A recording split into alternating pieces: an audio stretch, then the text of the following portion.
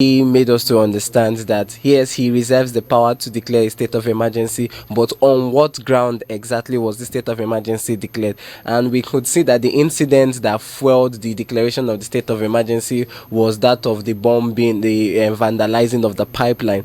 Do you think that is enough gravity on which the president stands on his ground to have declared the state of emergency? Well, you have tried to define why he declared the state of emergency. He said one of it is that the governor and the House are not ready to work together. Yeah.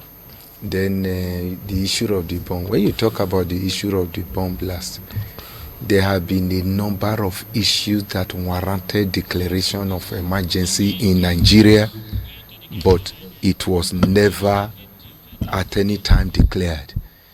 The state of insecurity in this nation has been horrifying. The bomb blast or busting of a pipeline that happened in Rivers cannot be compared to the number of deaths that has taken place, unwarranted death, killing and maiming of Nigerians in Benue, in Niger. I was expecting the declaration of emergency when the issue of Lukarawa it came up in Northwest.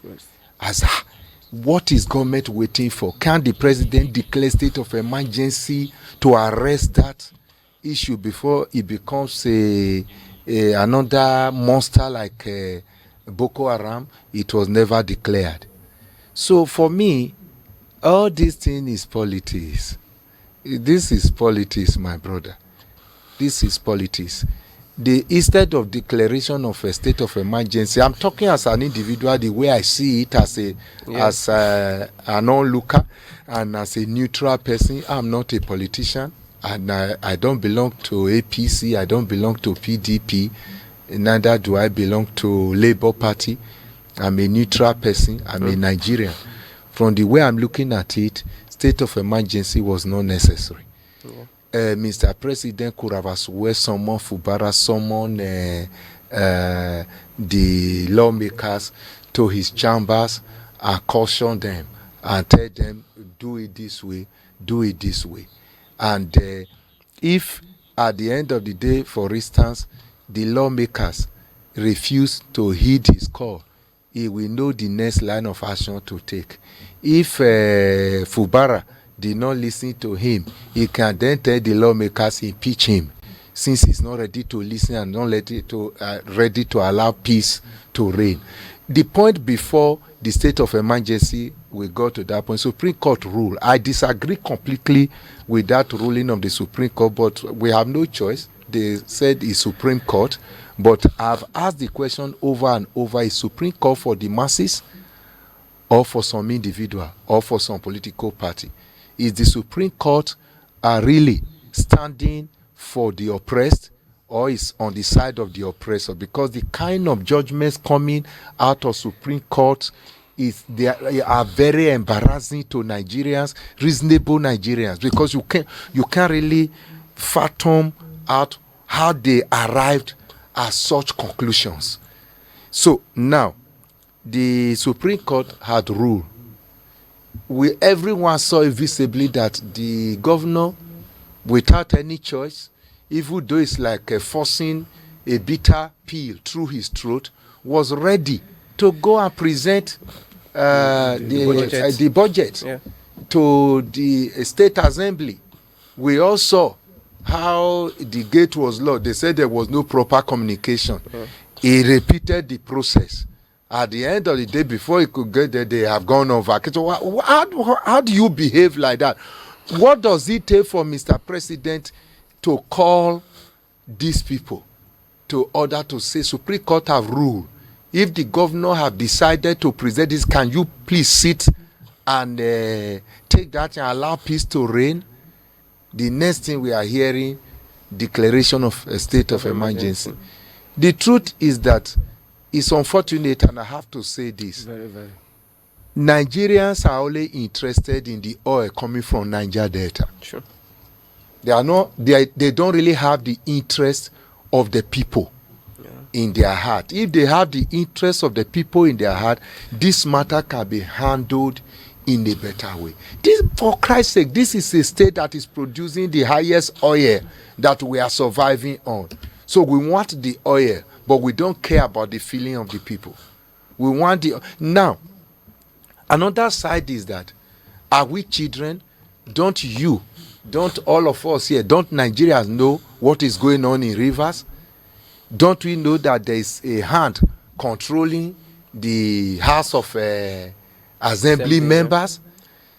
What has been done about that? The person was not even mentioned. The person was not even cautioned. Yeah. The president have the right and the power to call that man to order to say, tell your boys to calm down. We have had enough. Before this thing get out of hand and oil is affected and the whole country is affected, please, I can't take it anymore. None of that was done, for Christ's sake. None of those things were done. What I'm saying is that the president have the power to declare state of emergency. Sure. But if this is like using a hammer to kill cockroach. You can just keep cockroach with slippers. Yeah. And the cockroach will still die. Yeah. This case is like a cockroach and you went and carry hammer. I think it was too much. Then secondly, talking about removal of elected officials, dissolution of even the House of Assembly. I think I've not seen it in the Constitution. I'm not a lawyer, but I've not seen it in the Constitution. I thank God Nigeria Bar Association have come out to kick against it, to say it is illegal. Here is a learned gentleman, a lawyer, also telling you the same thing. There was one episode we handled the office, and when I said on a very good day, Erufai speaks the truth. Even if it's for once. Erufai speaks the truth, except he just want to do his political maneuvering. He speaks the truth on a very good day. You heard what he said about the judgment of the Supreme Court. The same Supreme Court had judged before. Look at when Jonathan declared state of emergency in Northeast had to control insecurity. Did he remove the governor? No. Did he remove the state assembly? My own concern is that APC government and the presidency are setting a dangerous precedent. Yeah. And in my area, they say grass cutters ordinarily don't bite. Yeah. But if you use your mouth to remind grass cutter that they can bite, grass cutter will bite you. So my fear is that the military that every Nigerian fought tooth and nail to restrict to barracks are being introduced to power indirectly. They are being introduced to power. You see, other people are watching. They are being introduced to power from the backyard. I thank the military for their discipline, for their professionalism over these years. Even when people are suggesting, because of frustration, military should come and take, like as it was happening with some youths in the north the other time, they come out and say, no, we want to restrict ourselves to the barrack and all that.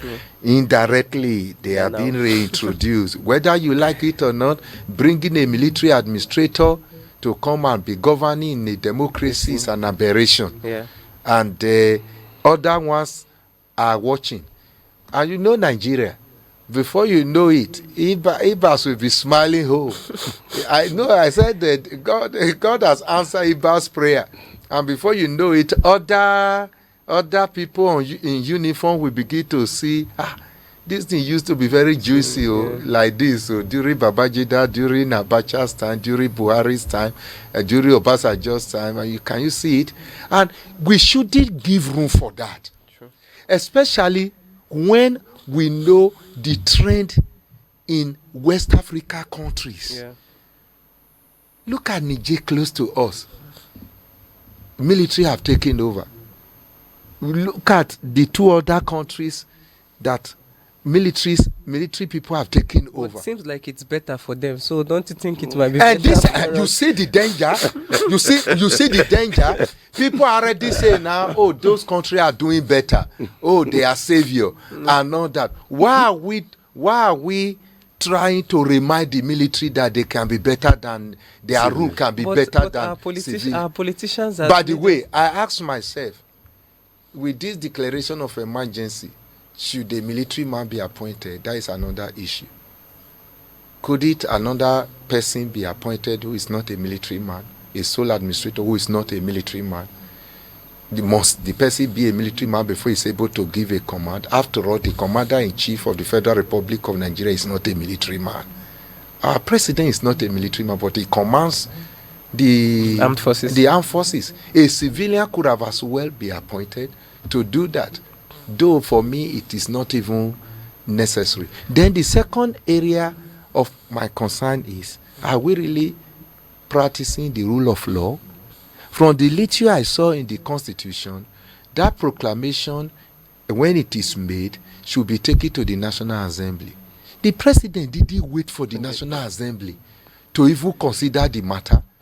He went, made an appointment, went straight away, swore him in before the matter got to the National Assembly. I already knew that what happened in National Assembly yesterday will happen. Because, and unfortunately, I felt sad yesterday. I was in a meeting with all the civil society group who were doing the National Civil Society's situation room. We were trying to look at the credibility threshold for 2027 election. It was the document we were fine-tuning in Transcorp Hilton yesterday when this news came to us there, and every head of civil society group was lamenting and felt that something had gone wrong, that this government is taking us gradually back to the all right, sorry sir, we have a caller. Okay.